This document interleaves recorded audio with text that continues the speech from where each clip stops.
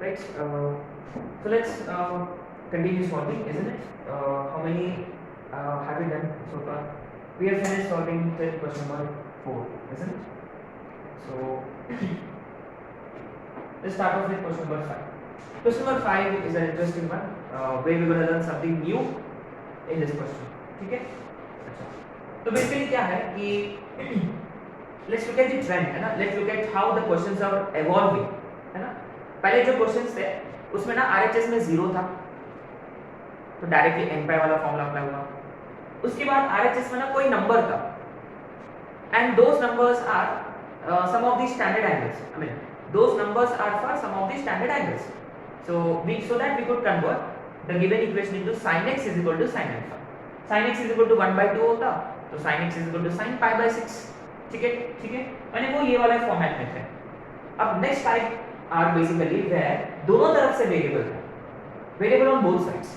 अब RHS में कोई नंबर नहीं है, वेरिएबल है. ठीक है, cos 2x. हमने क्या किया, वापस वही फॉर्मूला अप्लाई किया, फिर उसको ना दो हिस्सों में डिवाइड किया, isn't it? अच्छा, as long as it is cos on both sides, हम ये वाला फॉर्मूला अप्लाई कर सकते हैं. ठीक है. अब नेक्स्ट क्वेश्चन में क्या है, एक तरफ cos दूसरी तरफ sin, या हो सकता है एक तरफ tan on the other side we have cot, है ना, ये भी पॉसिबल है. तो आगे वाले क्लासेस में हम करेंगे कि जिसमें LHS में tan रहेगा, RHS में cot रहेगा, उसका भी approach would be one and the same. cot को हम लिखेंगे tan 90 माइनस. ठीक है. अच्छा, अब आते हैं क्वेश्चन नंबर 5 में. क्वेश्चन नंबर 5 में प्रॉब्लम इसकी sign is on LHS, sign LHS की तरफ है. ठीक है. So what we gonna do is we gonna write it this way, cos x is minus sin 2x. ठीक है.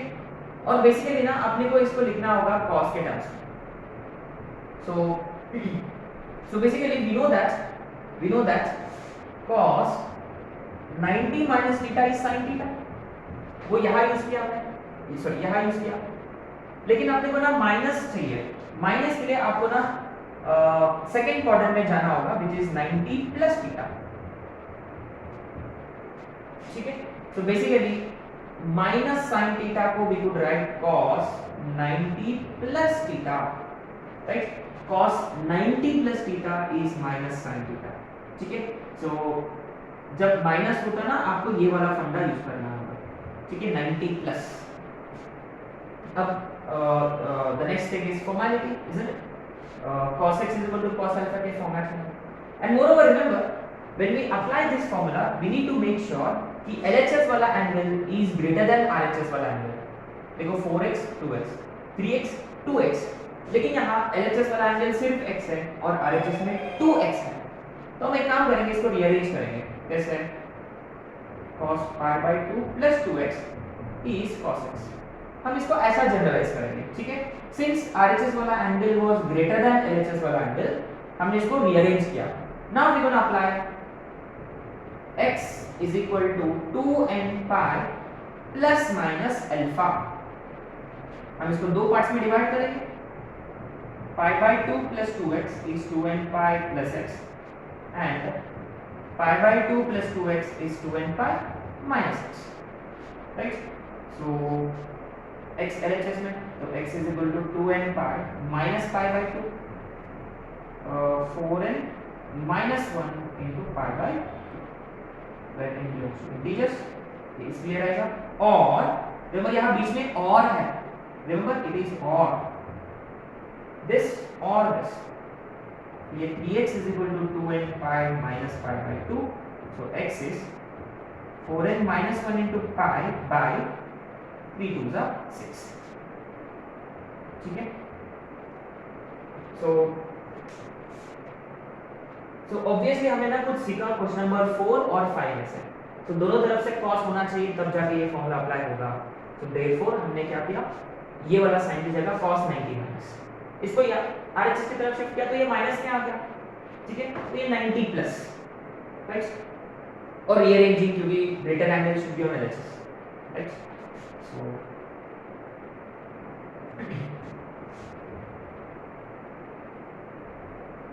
Question number 6. अब आते क्वेश्चन नंबर 6 पे. Question number 6 is typical question. इसमें ज़्यादा कुछ ये करने की जरूरत नहीं है। अब आगे वाले क्वेश्चन में ना सिर्फ एक टर्म या दो टर्म्स नहीं रहेंगे, मल्टीपल टर्म्स होंगे। Now the idea is, remember the idea is to factorize. कैसे भी करके ना आपको फैक्टराइज करनी है। जब जैसा आपने फैक्टराइज कर लिया तो इज इक्वल टू 0, तो या वो 0 या ये 0। जब भी ना दो फैक्टर्स बनेंगे, पहला फैक्टर 0, दूसरा फैक्टर 0, ठीक है। सो अब देखते हैं कि इसमें अपने को ज्यादा कुछ करने की जरूरत नहीं है। आपने नोटिस किया बेसिक मैथमेटिक्स कि इसमें से ना हम tan x कॉमन ले सकते हैं, right. We can simply take tan x common, तो वो डायरेक्टली फैक्टराइज हो जाएगा, ठीक है। सो क्वेश्चन नंबर 6 में we just have to take tan x common, right? So if we take tan x common, यहाँ बचेगा tan square x minus 3 0, माने या tan x 0 या tan square x is 3। tan x 0 कब होता है? जब x n पाई हो। अच्छा यहाँ देखो स्क्वायर आ गया, यहाँ देखो स्क्वायर आ गया। तो अगर कभी भी ना आप इसको ऐसे मत करो tan x is plus minus root b, ये नहीं करना है आपको। ऐसे करेंगे तो भी आंसर सही है आपका, लेकिन जो ऑप्शन में है ना उसके साथ आपका आंसर मैच नहीं करेगा। So whenever you come across squares, तो आपको ना स्क्वायर वाला फॉर्मूला अप्लाई करना होगा, ठीक है।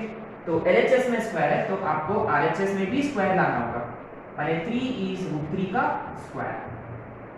You just need to think कि व्हेन इज tan √3, tan π/3 पे √3 होता है, ठीक है। सो अब ये एग्जैक्टली वो वाला फॉर्मेट में आ गया, तो इसके लिए क्या फॉर्मूला लगेगा? n π plus minus π/3, right. Now let's look at question number 7. तो ये हमने डायरेक्ट फैक्टराइज किया ना, we just took common. Now question number 7 में ये देखो, ये अगेन यू नो बेसिक फंडा है कि यहाँ दो अलग-अलग टाइप के ट्रिग्नोमेट्रिक फंक्शंस है। एक tan है और दूसरा secant, और आपने नोटिस किया secant स्क्वायर है ये। तो आपको आइडिया आ गया होगा ऑलरेडी। रिमेंबर आपके जितने भी फॉर्मूले हैं वो sin, cos और tan के टर्म्स में है, लेकिन यहाँ आ गया secant। तो क्लियरली secant को आपको tan में कन्वर्ट करना है। So how do you convert secant in terms of tan? Identity, क्योंकि यहाँ स्क्वायर है। हम जानते हैं कि secant square theta is 1 plus tan square theta. तो क्लियरली LHS में 1 प्लस tan स्क्वायर, देखो 2x है, तो यहाँ 2x is 1 minus tan 2x, तो क्लियरली 1 and 1 gets cancelled। तो ये देखो many students what they do कि x square is equal to x होता ना, they cancel out x। Remember we can never cancel out variable, numerator में होता, as long as variable is in numerator do not cancel नहीं करना है ना। तो आपको क्या करना होगा? फिर फैक्टराइज करना होगा। कैसे? x square is equal to x है तो उसको LHS की तरफ शिफ्ट करेंगे। कैसे? x square minus x 0, इसको ना हम ऐसे लिखेंगे, ठीक है। सारे टर्म्स को LHS में शिफ्ट करके फैक्टराइज करेंगे। सेम फंडा है। तो ये tan स्क्वायर 2x है ना, tan 2x को कैंसिल आउट नहीं कर सकते, तो फैक्टराइज आता है। तो इसमें से tan 2x कॉमन निकलेगा, तो ये tan 2x plus 1 is equal to 0। दो फैक्टर्स है यहाँ, या पहला 0 या दूसरा वाला 0। ये 0 कब होता है? जब 2x is n pi। अच्छा अब देखो यहाँ 0 नहीं है, कोई नंबर है -1, तो tan -1 कब होता है? रिमेंबर tan 1 कब होता है? π/4 है, ठीक है। -1 के लिए you need to go for second and fourth, तो pi minus π/4, ठीक है। pi minus π/4 is 3 π/4, माने tan 2x is tan 3 π/4 है ना। Remember you should be rather quick to find general solution, sorry principal solution, है ना। 1 का मतलब π/4, -1 का मतलब सेकंड क्वाड्रेंट 3 π/4, ठीक है। तो यहाँ से x is n pi/2 और यहाँ 2x is n pi plus alpha, माने x is n pi/2 plus 3 pi/8, और दोनों इसमें ना n belongs to z। माने इंटीजर, ठीक है। सो क्वेश्चन नंबर 6 में डायरेक्ट कॉमन। क्वेश्चन नंबर 7 में हमने आइडेंटिटी यूज किया, isn't it, we used identity.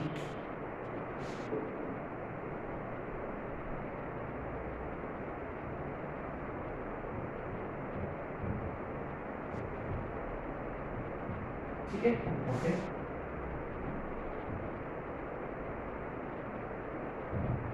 अब आते क्वेश्चन नंबर 8।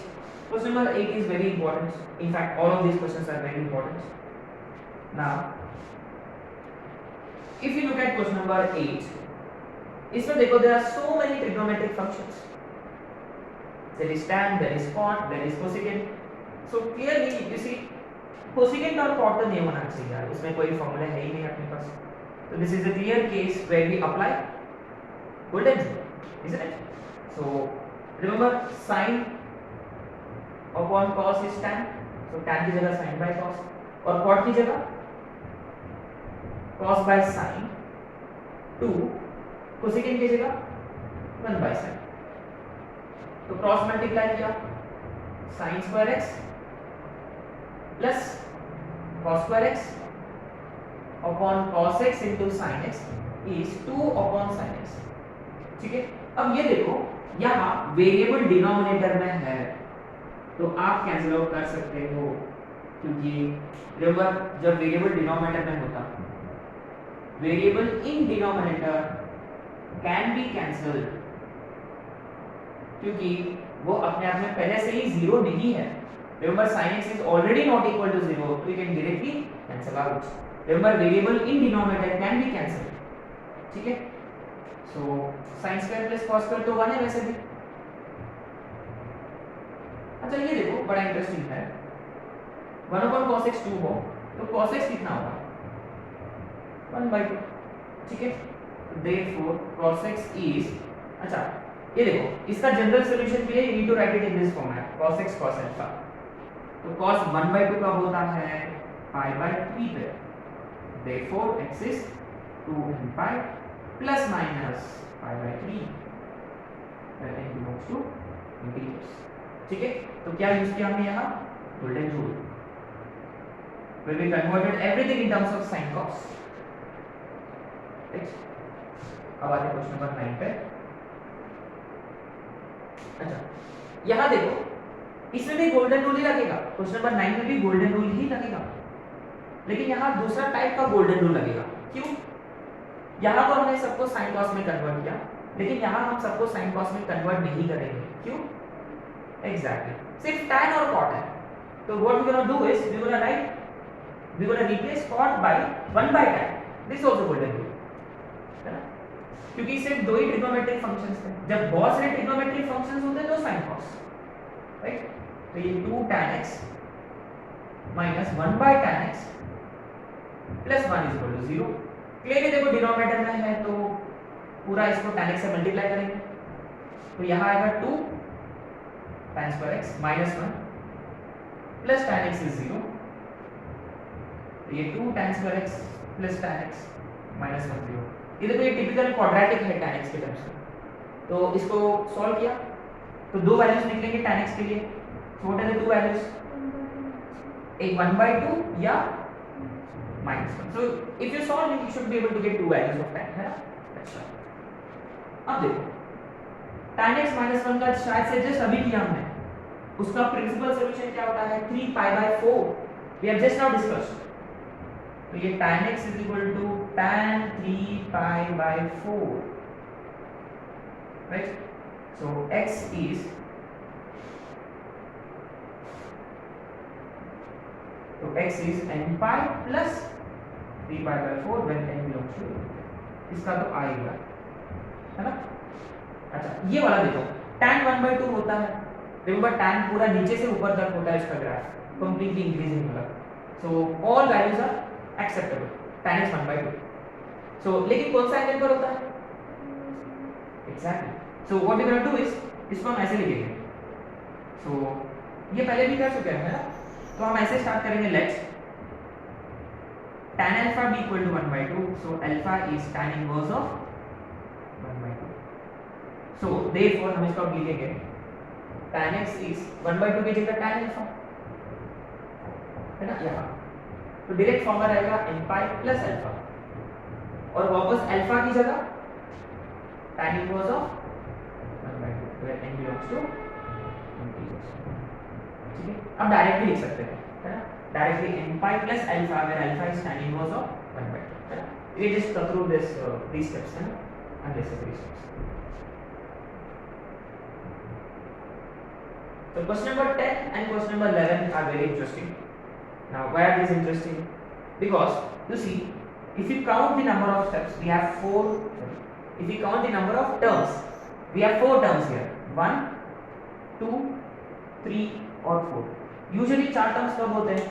Quadratic factorization के वक्त हम वो करते हैं, है ना, जहाँ where we split the middle term into 2 parts, into 2 terms, तो 4 terms होंगे। तो सेम है, क्वेश्चन नंबर 10 और क्वेश्चन नंबर 11 का सेम लॉजिक है। क्या लॉजिक है कि 4 टर्म्स है तो जस्ट टेक कॉमन, पहले 2 टर्म्स को क्लब करो और नेक्स्ट 2 टर्म्स को क्लब करो, कुछ कॉमन निकलेगा, राइट, तो फैक्टराइज हो जाएगा। माने यहाँ क्या है कि पहले से ही ना वो प्रॉपर वे में अरेंज है वो already, we just have to take common, ठीक है। सो क्लियरली पहले 2 में से क्या कॉमन निकलेगा? 2 sin x, तो ब्रैकेट में क्या बचेगा? 2 cos x plus 1, और वहां ऑलरेडी 2 cos x plus 1 है, इसका मतलब what should we be taking common? 1.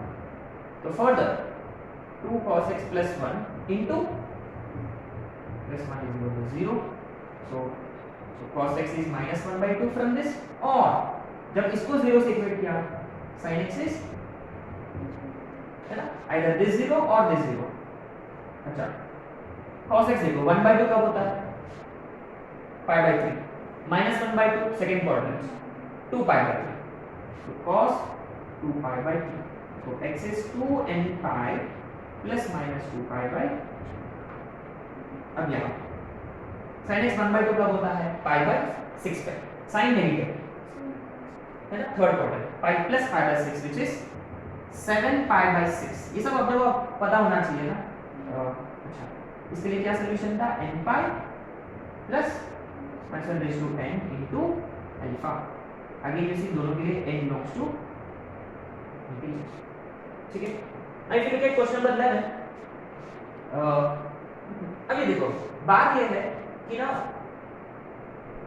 ये देखे ना, शायद से आपको ना आइडिया स्ट्राइक नहीं होगा कि ये इतने सारे हैं, तो लगता है कि tan को sin by cos लेके क्या, you probably got those ideas, but then again just count the number of terms. How many terms are there here? 4 terms again. You see, when you count number of terms and say they come out 4, there is a very good chance you will be able to take common, है ना। पहली बात ये कि सबको LHS की तरफ shift करना होगा, so bring all terms on LHS, sin x into tan x minus tan x plus sin x minus 1 is equal to 0। देखो इनमें से क्या कॉमन निकलेगा? tan x, तो आएगा sin x minus 1, और ये ऑलरेडी है sin x minus 1 0, so clearly further क्या कॉमन निकलेगा? sin x minus 1 tan x plus 1 0। जब इसको 0 से इक्वेट किया तो आएगा sin x 1, जब इसको 0 से इक्वेट किया तो tan x की वैल्यू आएगी, sin x 1 कब होता है?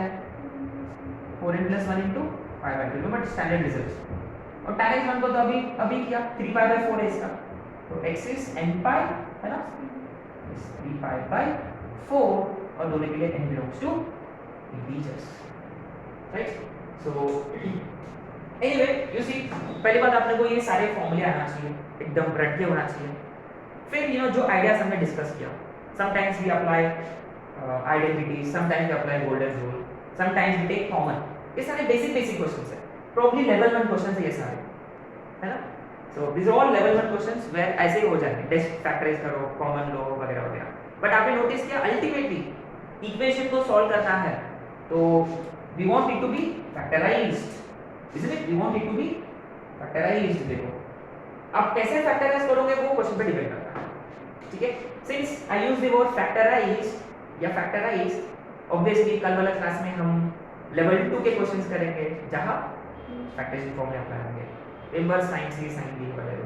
3 टर्म्स होंगे, 4 टर्म्स होंगे, एक्सेप्ट 2 टर्म्स वाले करेंगे पहले, फिर 3, फिर 4। वो मेरी सरल का फेवरेट है, right? So we stop here, right?